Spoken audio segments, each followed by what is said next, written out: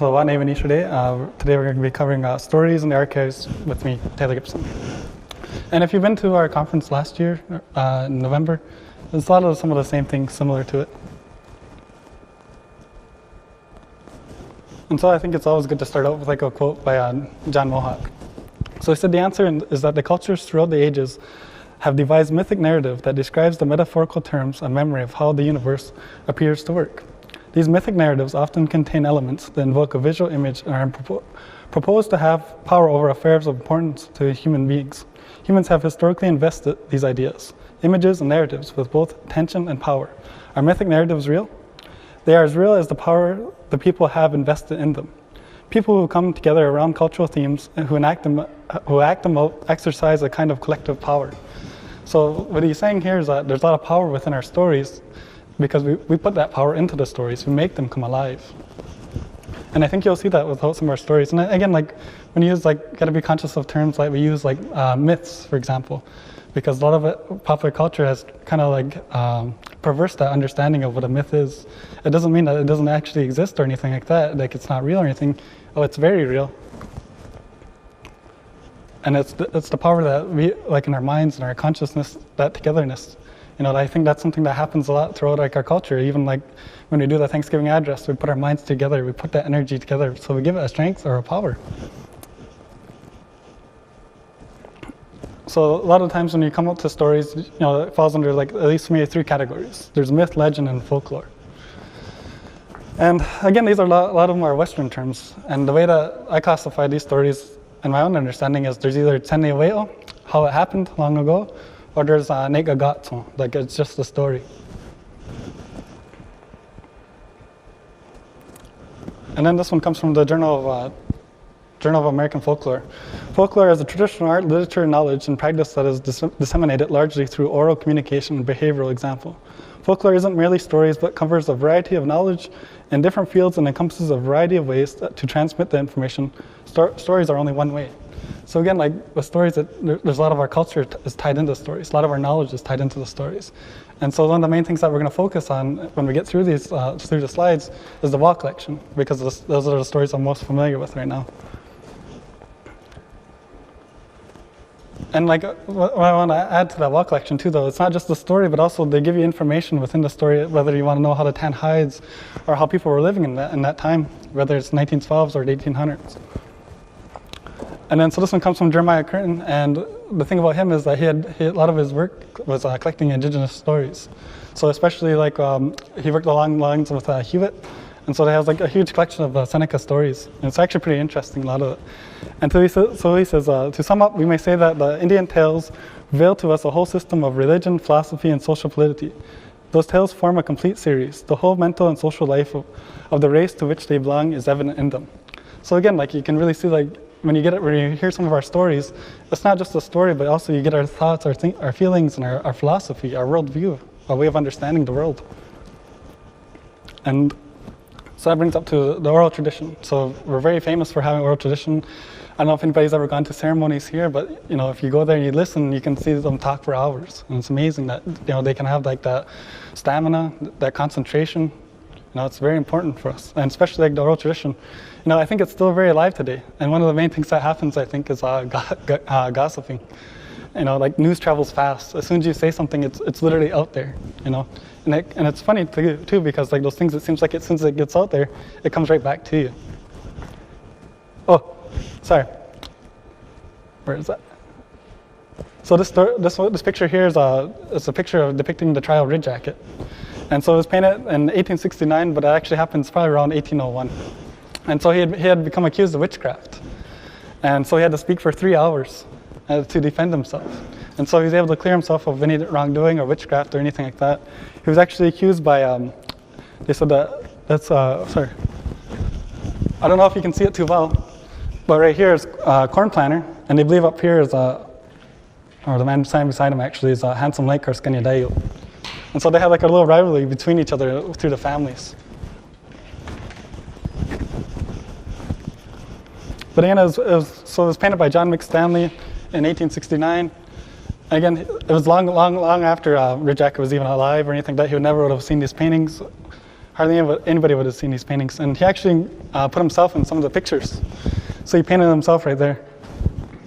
And then there's another guy too. They said there's actually 3 non-native people that are in this picture. And so far I only was able to only find him and this other guy too. But I think they said he was around here somewhere. But I'm not gonna spend too much time looking for him. Again, like, so that's the idea of storytelling anyway. But for storytelling, what it means for me, you know, is always having like an older person around telling you the stories. You know, you sit there and you listen. And there's just not one way of telling a story or anything like that. And I think why we use like the oral tradition and why it's so important for us is because it's a faster way to transmit information. Aside from like writing letters or sending it out anywhere, you know, this speaking is a lot faster. And again, like I said, like as soon as you say something, it comes back out. It's like this highway here. As soon as it comes out, it can come right back to you. So you always got to be careful what you say. From my own personal experiences anyway. And then so another thing too that comes up with these stories is like a history and memory. Like our history is tied to these stories. You know, our history is stories. And some of the first ones that I always think about, I would like to add too, like it also affects the brain. And like, it helps our memory and our understanding of it. You know, it affects different parts of our brain. And this slide, you can get a copy of this slide later. And so like the very first story that I always start out with anyway, and the story that I enjoyed probably one of the most is the creation story. So how the earth was made, or when the earth was new.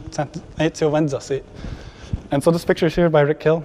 And I don't want to get too much into it because it's a long story, and you know, we have there's other stories I want to cover. I just wanted to mention it. You know, this is from this story here, we understand the world around us. You know, the birth of good and evil, or good thinking and bad thinking, and our understanding of the world, like as itself, is a view as our mother. That we revert to the earth as our mother. So there's a lot of things that we can pick up from the story of the world around us and what it means for us. And it's not just us. There's other peoples. Like there's just a small example. So from there you have Sky Woman, but you also have Zeus from the Greek mythology. You also have what's his name? I always forget that guy's name. I know he's in I think it's that Norse mythology. I think it's Thor. Thor, that's it. Yeah. And then you have the hero twins of the Mayan culture. Then you have Iznami and Iznagi of the Japanese culture as well. So again, like it's not just us that have creation stories, but people around the world have creation stories. And it's just the way that they view the world around them. You know, from this we understand that the world is not ours to do what we wish. We like to learn our original instructions on how to live on this earth. We must respect the earth as our mother relationship. Human beings are a part of the larger cosmic family, and we must not do anything to upset this relationship between the earth and our children and the human beings. And human beings are the last to be created on earth. And so there's different versions of this story. Like there's probably like 75 different published versions. I'm sure each of you have like different versions that you may have heard growing up from your grandparents or from your parents or other people in your family. And I know we're kind of just jumping over like through the history and everything, but there's like 2 major stories that happen after that. And so one of them is that Deyohahá, the coming of the clans, and then also Deyohahá, which is the fatherless man. So he's the one that brings Deyohahá, the 4 ceremonies. Again, that's a larger story too. We also have copies at the IKC. And if you want to know more about the creation story, we also have videos on YouTube as well. And then so we go to this other one, this Gayan Goa. And so how that one usually starts is Hadiata Deyo Tandihona Govas. So people were different, they were dangerous, they didn't have their consciousness, they weren't thinking right. So they lost interest in the 4 ceremonies. So they stopped becoming thankful anymore. And so their minds had changed after. And they only thought about war. Again, with this Gayan Goa, it's a long story, it's large. And again, it tells us about our political system, it tells us about peace and a lot of symbolism in it. And so when we have the Gayan Gova, some of the things I pick out from it is just like that great tree of peace. That's a symbol, we use that as a symbol here as well for like the Polytech logo. But I think it's a very interesting one. But from the Great Law, we get our behavior, we get respect, love, peace, happiness, healing, governance, and friendship. And then like with that symbolism too, I find it's very interesting, especially with the great right roots of peace. Because like we have so many people coming to our school here. You know, it's like they follow those roots somehow. And they end up here somehow. And then one of the major things that we get from this is ganekvia, or just the good mind. And this is one of the benefits that we have from this of healthy relationships. So we have that ganekvia at the center. From that we get that gayentra, or gaseshra, that power. And then you have skano, and then you get like that gaifia, or that good message, would fall under justice. So with the power you get friendship, unity, and then from peace you get consciousness, humanity, love, healing, and justice you get law and respect. So they're all intertwined to each other.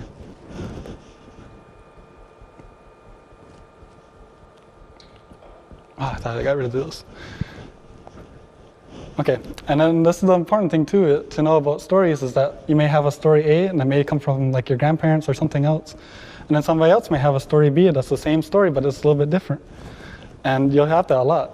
And I don't think anyone is like, there's not one true story or anything, but I think it's the lessons that you get from it, or the essential message or the idea that you get from the story, rather than, this being like, this is the only way of telling the story. No, there's like all kinds of ways of telling the story. And it's not just one way. But I think they're all, like, I think to quote Kevin White when he was here, he said, I think they're all right and they're all wrong. So they're kind of like both. But the thing that's interesting though, with these ones, it's the differences I find are the most interesting. Like, why did they say it like this, and why compared to this other person saying like that? But one of the dangers of that is getting confused in your story and getting lost in it. So you always got to be careful when you're telling the story that you don't get lost anywhere, or you don't start adding different parts into it from a different story. That can happen as well. And then you get lessons as well. And so we'll tell one of the stories from here. So Gunheko are our sustainers, our life sustainers, are Santnagana, the three sisters. And so it reminds me of this one story. It reminds me actually of what my grandma used to tell me. She used to say, like, when we were younger, we'd say, like, oh, don't be playing for food, like, you gotta eat, don't play with it. And so she said, like, so it's gonna run away on you one day and stuff. And so I was just like, okay, sure. And so like we just like, we just ate and listened to her. And then it wasn't until a couple of years later that I come across some of these wall stories that we have in this collection, as we'll get into it a little bit further. We found this story. It's called How Corn Was Obtained, and it's by this person named Abram Charles, sorry. And so he told this story in 1918, and he lives a very interesting life too. But we found out about him, he was actually a chief. He had that title Hagayanyok, and so it gets transferred on later on. But we know that, and in 1900s, he's also part of the Chiefs Council here at Six Nations. So he tells this story. It's long ago, like there was this man, I think they call him, he was like a middle-aged man, and he had 4 other brothers. And he'd always stay with his parents, he lived with his parents, he looked after the community, he'd always go hunting, share his food, everything like that. He seemed like a really good person. And it was up to the point where his parents were starting to get worried about him. They noticed that he was a middle-aged man, maybe he should start he's thinking about marriage now. And so he just said, no, it's okay. He said, I can make do by myself, I don't need anybody right now. And so they're always kind of pressuring him to get, find a wife. They're always on his back, just kind of like, you need to find a wife to look after you, or somebody to look after you. He said, no, it's okay. And then so they're just kind of sitting in their house one day, and they noticed they could hear somebody talking. They could hear him talking to somebody, and it sounded like a woman or something.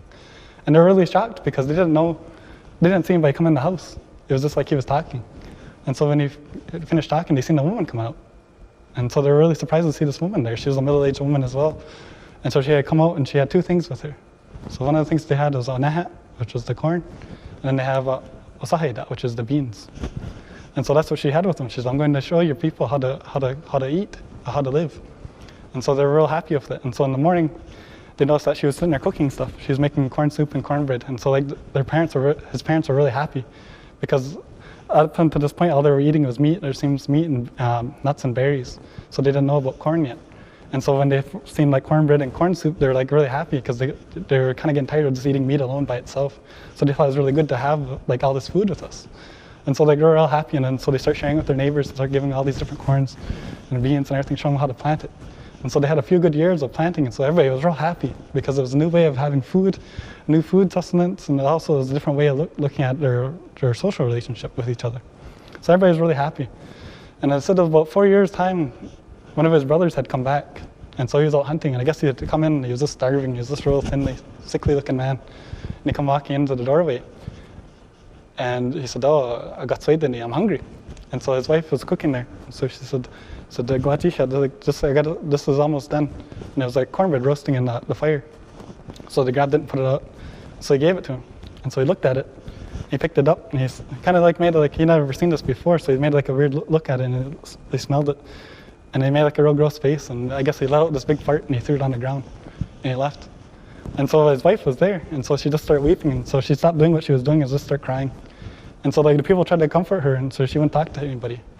And then finally her husband finally arrived home, and so he said, "What's the matter?" And so he couldn't console her for the longest time until she finally was able to talk. And he said, like, what your brother did was very disrespectful towards our food. You know, I can't allow that. And so he said, I'm going to take this food with me. So it's going to come with me. It's going to follow me. And the people are going to come to you, but you can't say nothing. I'm not going to help you if you come. So it's not until the children will come towards you and ask you for help. That's when I'll come help. So when those children come towards you and ask you for help, you have to come travel and find me. He said, you're going to come up to this. She told him where to go and said, the first thing you'll see is this corn patch. You'll see 3 beautiful women standing there. So that's not where I live. So don't just go past it. Don't even listen to it. They're going to try to get you to come talk to them. Don't listen. Just keep going. So they'll find this other patch, and you'll find like a little house in the middle. So that's where I'm going to be. I'll be there waiting for you. And so at night she leaves, and like if you ever seen Braddock Corner or anything like that.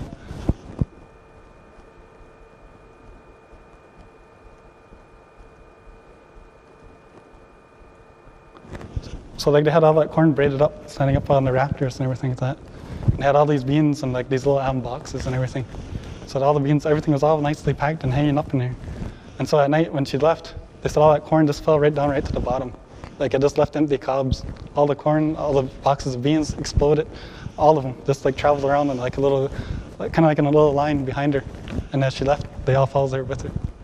And so in the morning, the people wanted to go check on their food because they were getting kind of hungry, and so they wanted to go check on their supplies, and they just seen all these empty cobs sitting there. That's kind of like how those lights are, just empty. And so they just started getting panicking, and so they seen all the boxes were all broken, everything like that, and there was no food left. So this is what they're dependent on in the winter, because the winter was coming, and this was their main food supply. Everything's gone. So it created like a panic, and so people come to that man right away, go talk to your wife, and he wouldn't say nothing.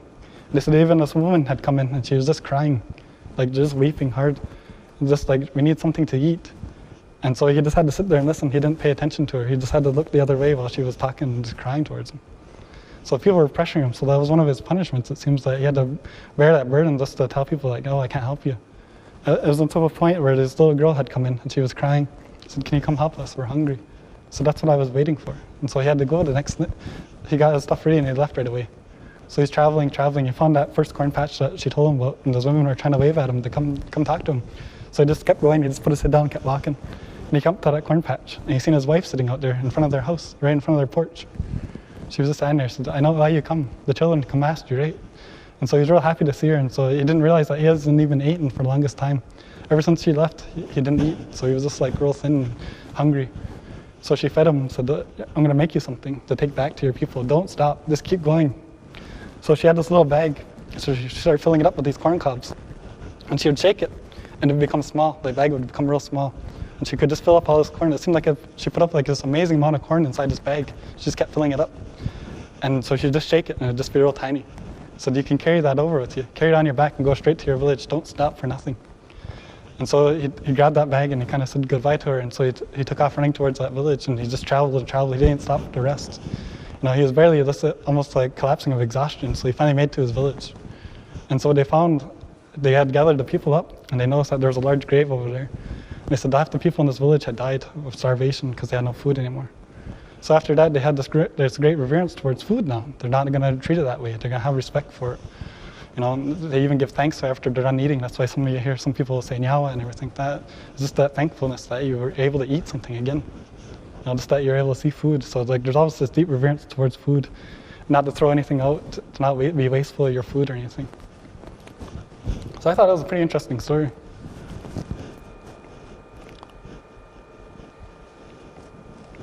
And again, like through a lot of these stories in the wall collection, it's like there's a lot of common elements. So again, like either birds or the 3 sisters or some kind of being will come help them.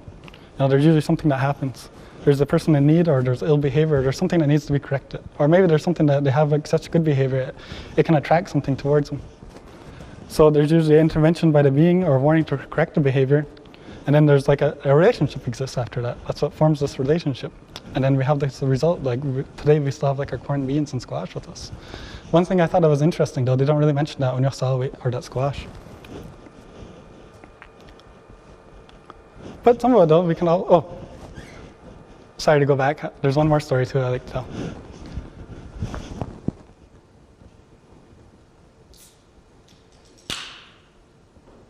What's that one?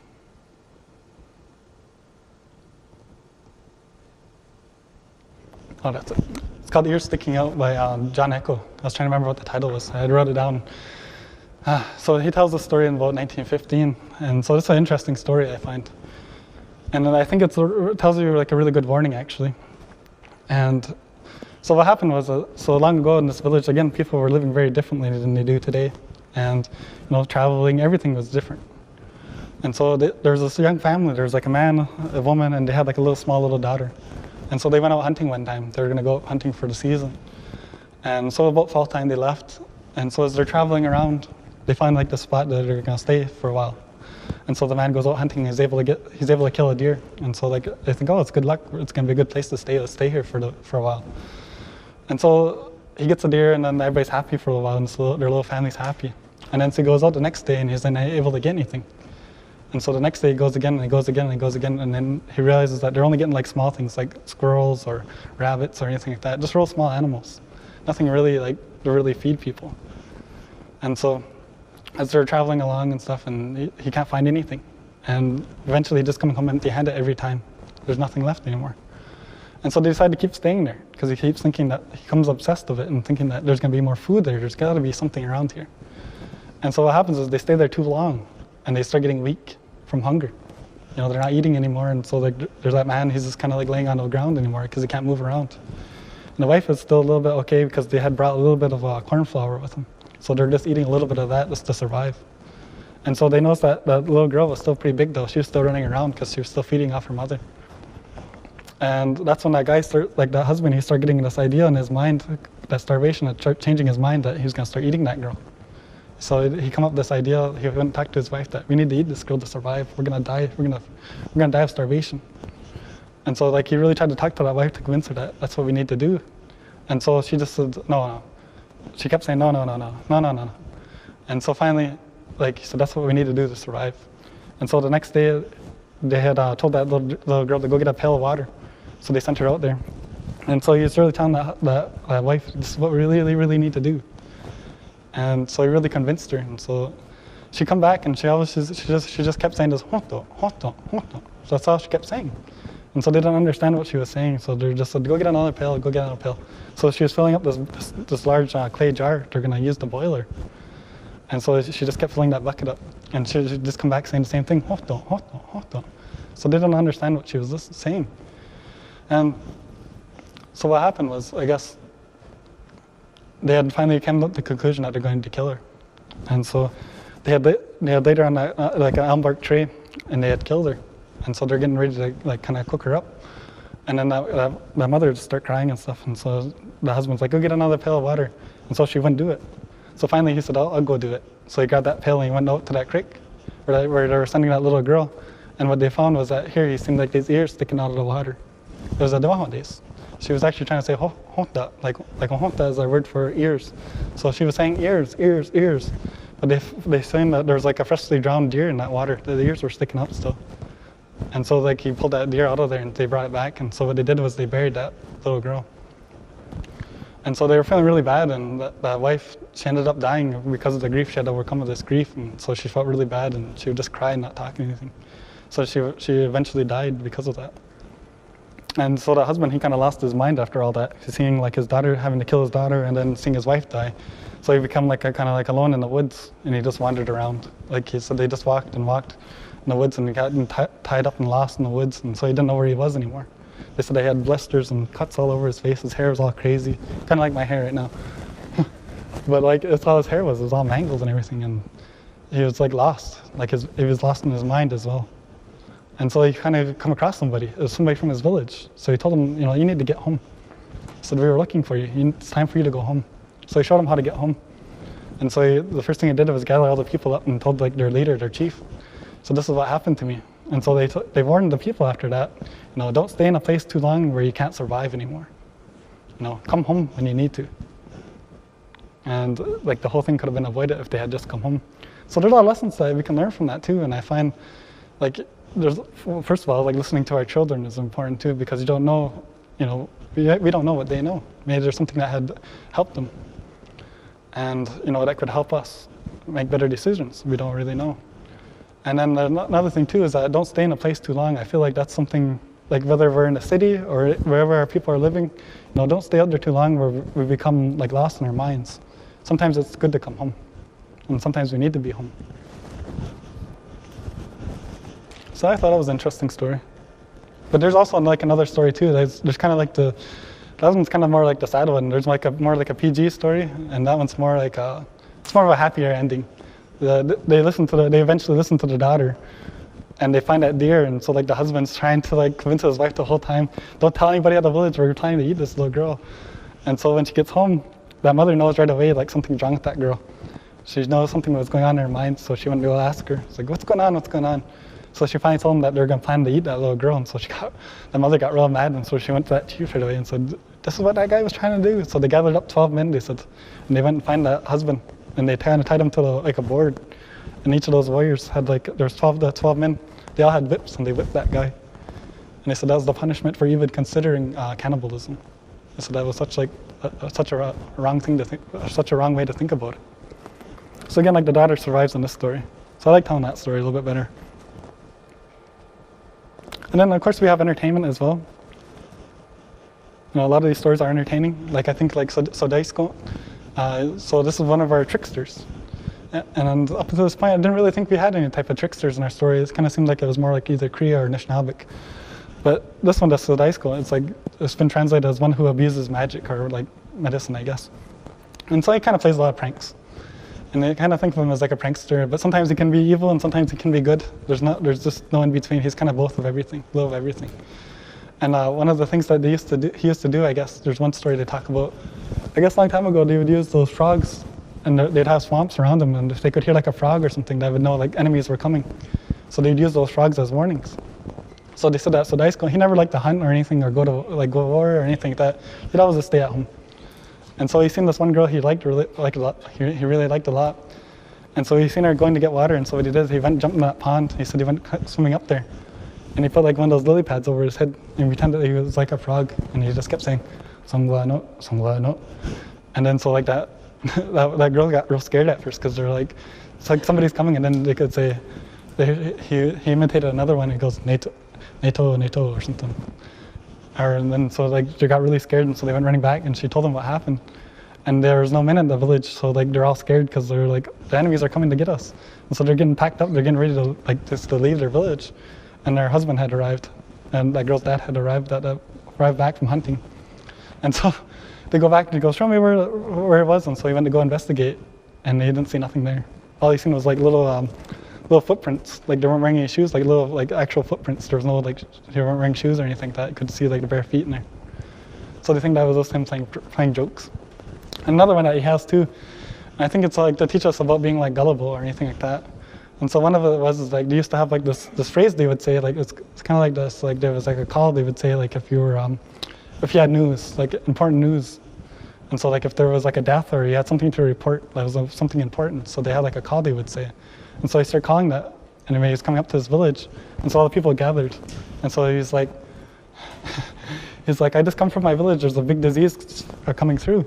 So there's only one way to stop it. And so the people were really scared of all the disease, and so they really wanted to know, and so they're really listening. And so that a disease had come through, and one of the ways to stop it is if we all start kissing each other. So he told them about the ceremony that they did in his village, that everybody started kissing each other and hugging each other and everything. And so so everybody agreed that's something we should be doing right now. So they start grabbing that guy, and everybody starts kissing each other. And this big village, everybody in the whole village starts kissing. But they notice there's this old man that's standing there, Higenchi, he's just standing there. And so they kind of kick him out, because I don't know why, it's just he's either too old or something, so they just kind of push him to the side. And so after all that's going on, the old man goes and talks to that Sodaisko. He goes, are you going to the next village to tell him the same thing? And he just said, yeah. So that old man went running over to the next village right away. So he gets there, and he starts making himself real friendly with all the women and everything, and just kind of gets real close to everybody. And so when that Sodaisko arrives to that village, he sees that old man standing there. And so he's the same thing he did in that village, he did it here. He used that call, and everybody got really nervous, and so they wanted to pay attention really to what he was going to say.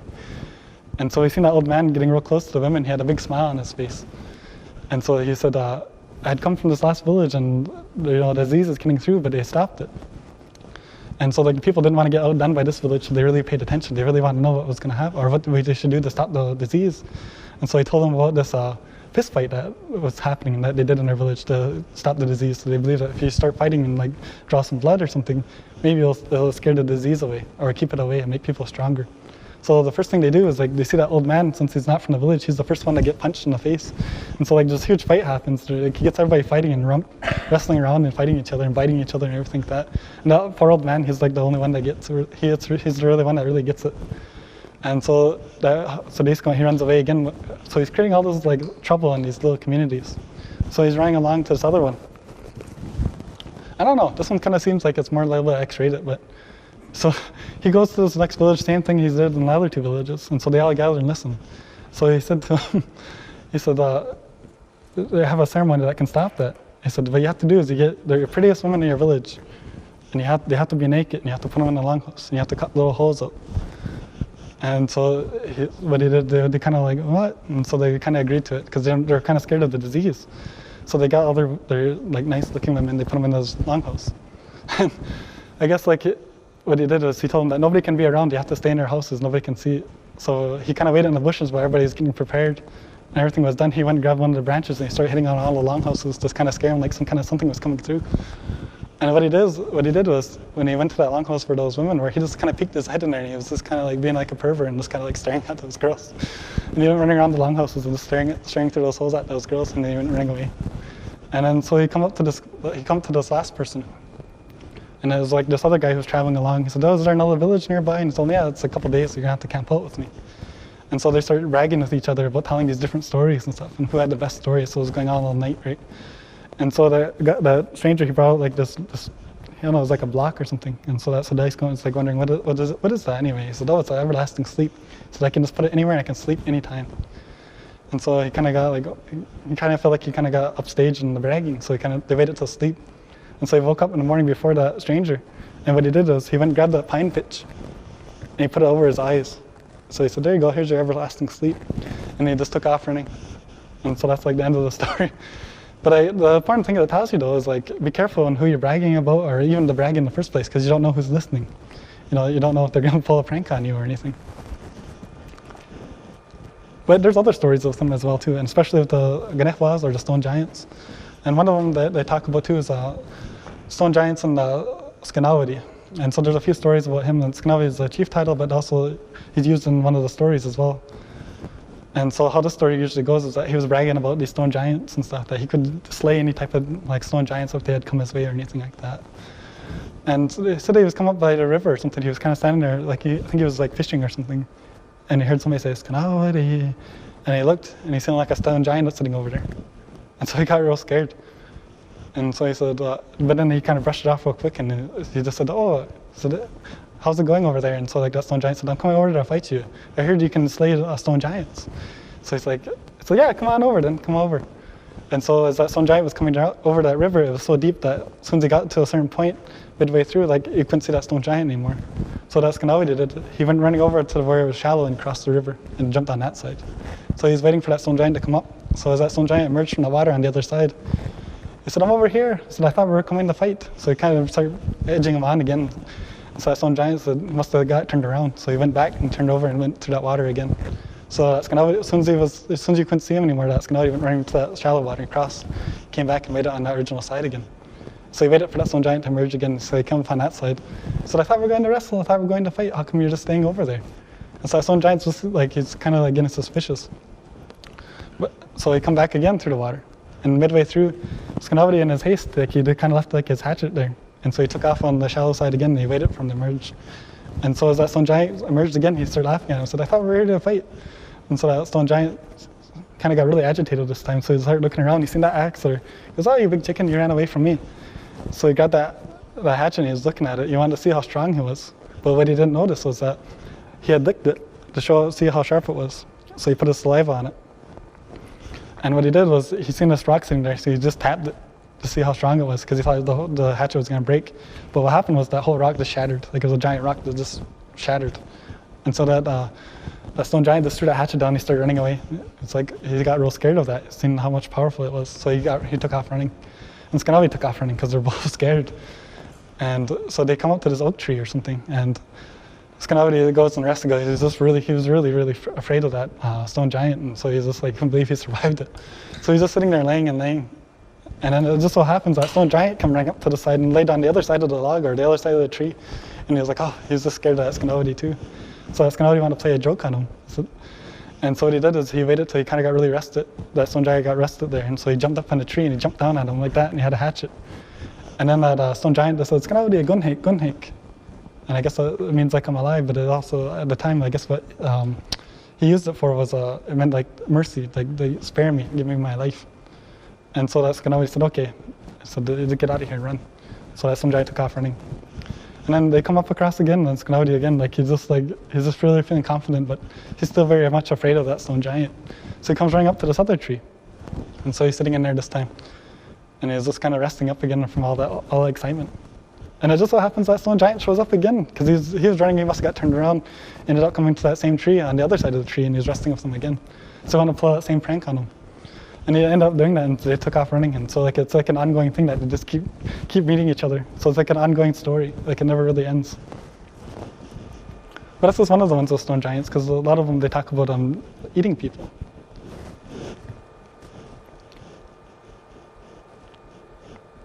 So again, like some of the stories, they have like the character or the being itself as the main character.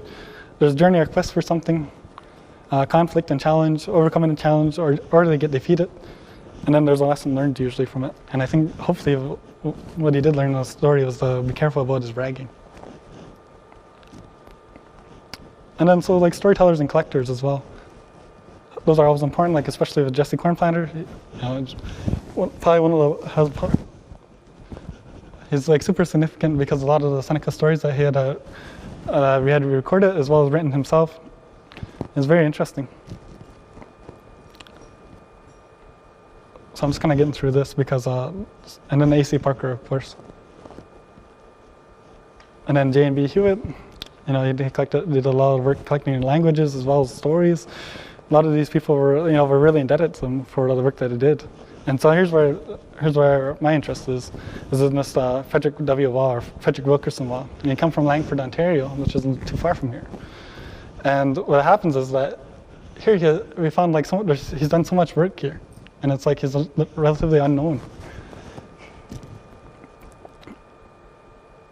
And so again, he has a mysterious, like as mysterious as he appears, he also disappears.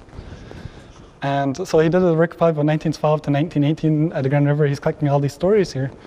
And it isn't until like maybe about 1924, he's out in Ganawage. And that's where he disappears. His last scene was at this train station.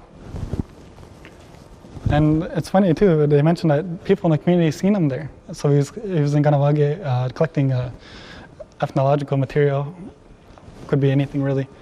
And so like that, they seen him in the community, but suddenly he's disappeared. The last place they seen him was at Sheen Bridge. And so it's quite the mystery. Again, there's all so the storytellers from there's probably about 157 stories they collected from here, from Six Nations. There's probably about 3 or 4 stories that are from different communities as well. And again, so the other thing that's interesting is to figure out, who are these names and who are they? And some of them that we come across was Peter John, for example.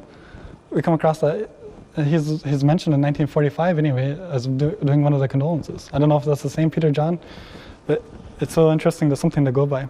And that Abraham Charles we find is a chief as well. And they said that George Davis had a chief in his family, but his family had died out. And we have a few photos of some of these people as well. David Jack tells a lot of good stories as well.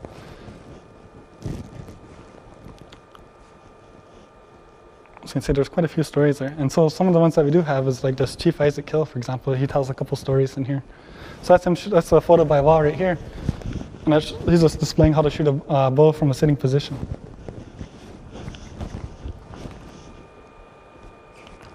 And another one we have is David Jack. So we have quite a few, he actually tells like over like 20 stories in itself. And so what I listed as, we don't really know too much about him right now. So it's an ongoing thing that we're still collecting more information about these people. What we do know about him is that it seems like he sure did know a lot about medicine. You can see it in his stories. So he embeds a lot of his knowledge within the stories itself. So when you read about something about plants and medicines, it helps that you understand like the background of who's telling the story. It's like, okay, maybe he did know quite a bit of stuff. And this one's John Jameson Jr., Tanning Hides. So he has quite a few stories as well. And it's interesting to see so many photos. There's actually quite a bit of photos of John Jameson Jr. here. Those are just a couple of them, but there's quite a few of them.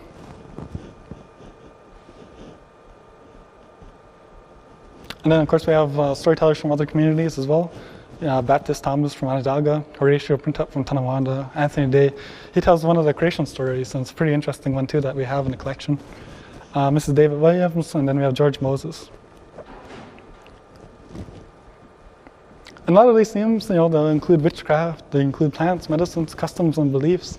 That's why I don't think they're just stories in itself, but rather like they're a way of transmitting knowledge and information. And then, like, one of the things that we would do is collect all this information and go ask older people that maybe they heard something growing up. Again, like it talks about like talking animals, transformation, wizards, cannibals, witchcraft, animals, songs, food, death, health, everything. And there's not a whole lot of language, but there's a few phrases in there, which is interesting. And then, like, another thing too, like sayings or what our old people used to say, like, it could be related to morals, it could relate to lessons, to teachings, beliefs, history, philosophy even. Okay, and so like,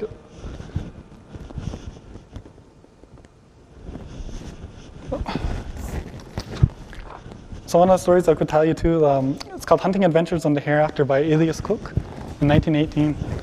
And so this story is pretty interesting. So how it even starts out is that it talks about this group of Cayugas that were living by the ocean one time. And then in the fall time they move into it's kind of in the summer, or no, in the fall time they move into the woods. And then in the winter time they kind of more collectively live together. So when it gets like spring, they get out there, they move around, and then in the summertime they move near the ocean. It could even be like one of the rivers or lakes even, depending on how their understanding of what the ocean was. But anyways, that's where they would live, and then so like they just kind of live around like in a cycle like that. And so what happens is with that, he talks about like some of the older people and like how they would work with the younger people. So the older people, they would have knowledge in making bows, have knowledge making canoes, making weapons, making pottery, everything like that. And so the responsibility for the younger people would be to use these weapons, or not weapons, but tools. Use like the bow and arrows or anything they can shoot like animals with, like go hunting with. And so like one of the responsibilities they had to do is bring back some of the meat for them. So again, there's like the sharing of meat, or sharing their kill for them. And so from there, so anyways, so these people take off anyway. And this man, he's out there hunting, he's traveling around, and he finds like he's camping out one night and he can hear these trees. And like you could hear like something get knocked down, you could hear these trees talking. And it's like they're talking about their leader had fallen. And so in the morning he went up, go walk around to go see where the voices were coming from. And he seen like a tree laying there. And so he felt real bad and kind of gave some tobacco and said some words. And then he went to this other tree and goes, I'll pick a new leader for you. So he went to this tree and said, you're the new leader. So he went back to his place, and that night he had a fire again. And then kind of like in the dim light, he could see like a man coming towards him. And they just thanked him that, thank you for picking a new leader for us. And so they said, we'll give you a gift in the morning, come see it. So in the morning time he comes out there and he finds like this object that's given to him. So he comes back and tells the people what happens. And at that same time when he gets back, there's five little boys of different ages and height, and they take off, they snuck out of the village and they leave. They said they traveled northwards for about 50 years. And they come to this place where it's like this, they said it was like this gate, where they said it was like the sky came up and down, up and down. And so they camped out there for the night, and then in the morning, they seen it had risen up, so they went through it. And on this other side, they could see like all these different things there. And they could see like, one of the persons that they seen was like, there was like this real beautiful woman there. And so they were men now, so she goes, I want to marry that girl. They said, you can't marry her because you're still alive. And so they went camping out, they left that day and they went back to that gate and they kind of stayed there. In the morning, they seen that their friend had died. And so they went through that gate one more time. They could see like that woman sitting there again with their friend. He was standing beside him like that. And so as they're traveling around and stuff, they start talking to different people. And they're like, oh, it's time for us to go home. So as they're going through that gate, they said that one of the gates had crashed on one of the guys and had like pounded them up. So what it is, they leave and they feel bad for their friend, but what happens to their friend is that they grab him. Like these thunder beings, or the Hadimanada gates, they grab him. And they're really impressed by his strength, that he was able to withstand that so many times. So what they did is they put him in this corn mortar and they smashed him up and they cleared out his whole body, they cleaned it right out and they reformed him again. And they said, be careful, like don't yell too loud or your grandchildren will get scared, the human beings will get scared on Earth now. So they transformed them into a Hadimanada gates. And so the last of the three, they start traveling backwards. So again, like probably another 50 years, coming all the way back to their village. So as they arrive to their village, it's like there's hardly anybody around anymore. And so they start asking around and stuff. And they asked like the oldest woman of the village they could find, and so they said, no, I don't remember these. But at the time, they just realized that their hair was gray now. They didn't even know their hair was gray until they were talking to that older woman. So there's somebody else that's older as well too, just go further down the village. And so they go down to this one woman, and she said that she was real old and she could barely see anymore. And so she said she could remember something of 5 kids taken off one time. She was just a little kid, but she didn't really remember too much. And so those older men now, they kind of sat there and they're kind of like, they didn't have anybody else, so they just ended up staying with that woman. And so like, again, like this is how that story ends. Some of them just end like that. Oh, let's see if I have one more.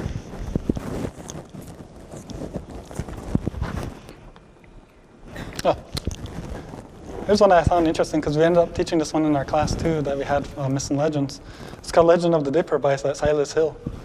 And so he's from here, he's a Tuscarora from here. So he told the story in like 1915. And why it's so amazing though, it's probably one that you've heard before. It's about that Nyagwe Datki Gova. That's another name for it, that big ugly bear. So what happened was, I guess there was this village at the time and there's this giant like Nyagwe Datki Gova, this big ugly bear that was like raiding the villages. And so it was just destroying all these villages. And so like what happened was this man had this dream on how they're going to defeat it. And they would send parties after parties to go kill that bear and they couldn't do it. So what happened was, he had this dream on how they're going to do it. And so like these 3 young men, their 3 brothers, they had dedicated their lives to go slay this bear. So one of them had like this big pot on its back. He was carrying like this huge pot. So that's what we're going to cook it in. And so they had the other 2 that were following behind him, their younger brothers. And so they go chasing after that bear. They said they chased after around the world. And they had come up to this highest point and they noticed that bear jumped right up into the sky. And so they followed it with them. They jumped up too, and they jumped up into the sky. So they say when you see like that Big Dipper, it's like the footprints. They're continuously chasing after it. It's something that you can still see to this day. Like even when you watch the stars at night, you notice that Big Dipper, it does move around. So it's actually them chasing after that bear. So it's like an ongoing play you can see at night. And so they say when they shoot that bear, and you may have heard this before as well, when they shoot that bear, like that blood will drip and turn the leaves, the color that blood red. They said that's when the bears got shot. But it's an ongoing thing that can happen throughout the year. It happens all the time. Like it's an ongoing story that happens every season. So when you watch it at night, you can see it getting closer and closer and closer. And then when you see the leaves, you know that when they see them turn color, you know that the hunters had shot the bear. But it's an ongoing thing that you see it. You can still see it every night through every season, So it's an ongoing thing. And I thought that was interesting too. Like to me, like when you look at the stars, it just looks like their footprints walking along. And they said like with that Boots constellation, which is another a constellation that's real close towards it, they said at one point in the season, like usually in the spring, it's real close with that Big Dipper. They believe that was the nest of it. So they believe that bear comes from that nest and the hunters chase after it. So it's an ongoing thing that you can still see, which I thought it kind of makes sense when they said like stars were a form of entertainment. Because I guess you would still see that story every now and then. Oh, I did add those too. Oh, so the last story I'll tell you anyway is a ghost story. So if you gotta go, you gotta go. But I'll tell you a ghost story real quick. So this one's by that Aaron Charles again. And so what it was, I guess it seems like they were living in like Dunville or something. And so we had settlements in Dunville, between here and Dunville. And so there was a house halfway that people could stay in, and it had like a door on both ends. And so that was just a house, so if you're traveling, you could just go stay in a house, kind of like a cabin or something. And so this man, he come from here and he decided he was going to go over there. And so as he's traveling along, he gets to the house. He left a little bit late, and so when he got to the house, it got dark. And so he went in the door, and so he had to feel around because it was pitch black. So he's trying to feel around for like some kind of like something to get the fire started. And so he's feeling around, and what happens is he's feeling around and he feels like a hand touch him. And so he gets real scared, and like he just tenses right up, and like the hair on the back of his neck stands up, and he gets real scared. He gets like this rush of adrenaline, and he starts like fighting and just grabs and starts punching at it. And then that hand starts punching at him, so he feels like these punches, and they're rolling around fighting. And then they stop for a second, and somebody says, "Are you a ghost?" And so that person says, "No, are you?" And they said, "No." And so they stop fighting. They just stop and they just like get the fire going. They see that they actually know each other. And so they're kind of embarrassed by everything. So in the morning they have something to eat, and they realize that they're all beat up, and like they could see each other clearly, and they're all beat up, and bruised and red scratches and bites and everything. Like they're like a fight for survival. Like look like they've been through it all. And so they kind of they're feeling really embarrassed about everything that happened. They let their fears get the best of them. And so they just made the agreement to never tell that story, and just to go home and they'll never talk about it ever again. So it's kind of funny that somebody did talk about it because we have that story. But anyways, that's just like some of the small stories as well. Again, like that's I don't know, like are we out of time?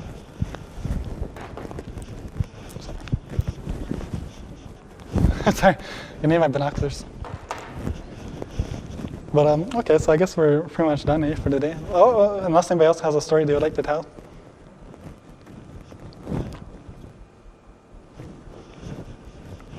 All right, ya vamos a Thank you all for listening.